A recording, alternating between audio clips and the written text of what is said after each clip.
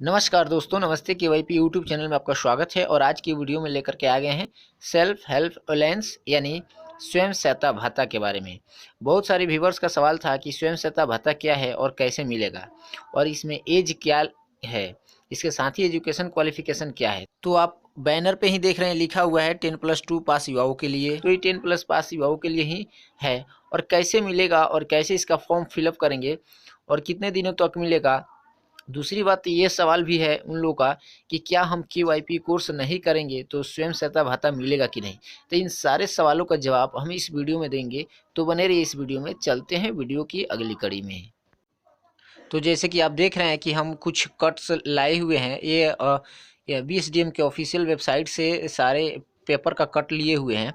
तो इसमें बताया है जे 20 से 25 वर्ष के बेरोजगार युवाओं को रोजगार तलाशने के दौरान सहायता के तौर पर 1,000 रुपया प्रति माह की दर से स्वयं सहायता भत्ता 2 वर्षों के लिए दी जाएगी, यानी 24 मंथ के लिए। इसके जस्ट नीचे आप देख रहे हैं, लिखा हुआ है स्वयं सहायता भत्ता प्राप्त करने वाले युवाओं को भाषा संवाद एवं बुनियादी कंप्यूटर ज्ञान कुशल युवा प्रोग्राम का प्रशिक्षण अनिवार्य रूप से प्राप्त करना होगा।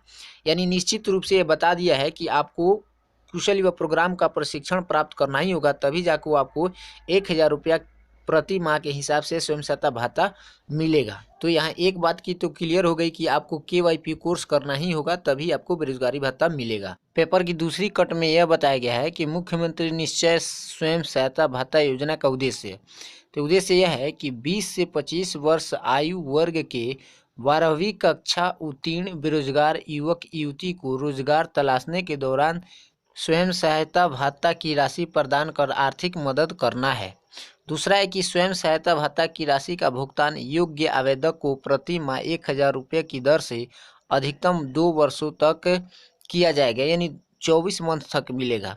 तो इनका एजुकेशन क्वालिफिकेशन होना चाहिए इंटर पास, और साथ ही इनका एज 20 से 25 वर्ष होगा, तभी इस योजना का लाभ उनको मिल पाएगा। इस योजना का लाभ छात्र एवं छात्रा दोनों ही उठा सकते हैं। तीसरे पेपर का कर्स है, इसमें बताया गया है मुख्यमंत्री निश्चय स्वयं सहायता भत्ता योजना का लाभ प्राप्त करने हेतु अहर्ताएं एवं शर्तें। शर्त क्या क्या है देखते हैं। तो पहला शर्त है बिहार राज्य के निवासी होना चाहिए, जो 20 वर्ष से 25 वर्ष के आयु वर्ग में आने वाले वैसे बेरोजगार युवक युवती जो अध्ययनरत नहीं हो तथा रोजगार की तलाश कर रहे हो एवं जिनकी शैक्षणिक योग्यता राज्य में अवस्थित सरकार द्वारा मान्यता प्राप्त संस्थान से इंटर यानी 12 उत्तीर्ण हो परंतु उच्चतर शिक्षा प्राप्त नहीं किए हो, इस योजना का लाभ अनुमान्य होगा। मतलब इसका कहना है कि बिहार राज्य के निवासी होना चाहिए और उसका एज 20 से 25 वर्ष का होना चाहिए। वह युवक या युवती दोनों में से कोई हो सकते हैं। और कहना है कि यह इंटर पास होना चाहिए और इंटर के आगे की पढ़ाई नहीं करता हो, उसी को मिलेगा। यानी वह ग्रेजुएट नहीं करता हो या अन्य कोई कोर्स या डिग्री नहीं करता हो, तभी उनको इस योजना का लाभ मिलेगा। अगर वह व्यक्ति आगे की पढ़ाई करता हो और इसके लिए फॉर्म अप्लाई करता है कि हम स्वयं सहायता भत्ता लेना चाहते हैं, तो उनको स्वयं सहायता भत्ता नहीं मिलेगा। इसका अगला शर्त है आवेदक बिहार राज्य के उस जिले का अस्थायी निवासी होना चाहिए जहां के जिला निबंधन केंद्र में वो आवेदन जमा कर रहा है, यानी डीआरसीसी में आवेदन जमा कर रहा है, उस ही जिला का निवासी होना चाहिए, अस्थायी निवासी होना चाहिए, तभी उनका फॉर्म अप्लाई हो पाएगा और वेरीफाई हो पाएगा।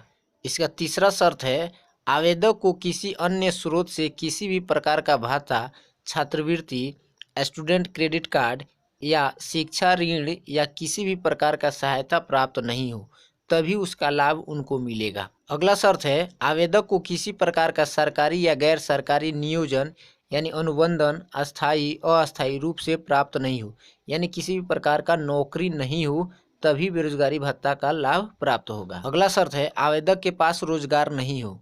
उसके बाद जो है वो है आवेदक को जिस दिन अस्थायी अस्थायी नियोजन या स्वरोजगार प्राप्त हो जाएगा, उसी दिन से इस योजना के तहत दी जाने वाली भत्ता हेतु उनका पात्रता समाप्त हो जाएगी एवं तदनुसार उनसे सूचना प्राप्त होते ही भत्ता का भुगतान बंद कर दिया जाएगा।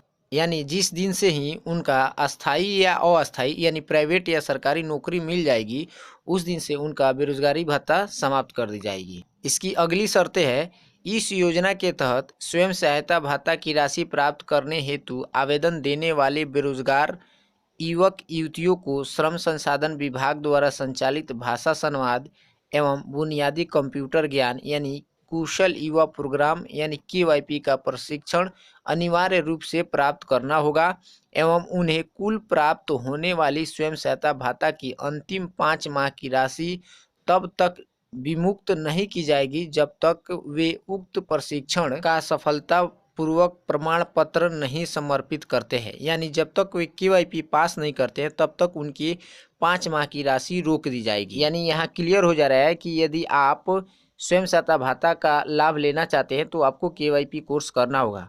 अगर आप चाहते हैं कि नहीं हम KYP कोर्स न करें, केवल उसमें एडमिशन कराकर ही बेरोजगारी भत्ता प्राप्त करें, तो उसके लिए यदि आप KYP में एडमिशन ले लेते हैं तो आपको मात्र 19 माह का ही बेरोजगारी भत्ता मिल पाएगा, जबकि 5 माह का बेरोजगारी भत्ता नहीं मिलेगा। 5 माह का बेरोजगारी भत्ता उसी समय मिलेगा जब आप KYP पास कर जाएंगे तब। अब रही बात की स्वयं सहायता भत्ता फॉर्म अप्लाई करते समय आपको कौन कौन से कागजात देने पड़ेंगे, तो इसमें आपको सबसे पहला है कि 12वीं कक्षा यानी इंटरमीडिएट पास की प्रमाण पत्र चाहिए यानी मार्कशीट और उसके साथ प्रोविजनल सर्टिफिकेट। उसके बाद 10वीं का भी मार्कशीट और प्रोविजनल सर्टिफिकेट चाहिए जिसमें जन्म तिथि भी वर्णित हो। उसके बाद आवासीय प्रमाण पत्र यानी निवास प्रमाण पत्र चाहिए। उसके साथ ही आपके एक बैंक अकाउंट चाहिए जिसमें आपका नाम पता सही लिखा हो और IFSC कोड सही लिखा हो। इसके साथ ही आपको आधार कार्ड देना होगा और इसके अलावा एक और डॉक्यूमेंट्स देना होता है जिसे हम लोग CLC बोलते हैं यानी कॉलेज लिविंग सर्टिफिकेट। अब आप ये सोच रहे होंगे कि CLC की इसमें क्या ज़रूरत है, तो CLC की इसलिए ज़रूरत है क्योंकि CLC से यह स्पष्ट हो जाती है कि आप कहीं अन्य कॉलेज में अन्य डिग्री के लिए एडमिशन नहीं लिए हैं, क्योंकि ये जब एडमिशन ले लेंगे तो CLC जमा हो जाता है।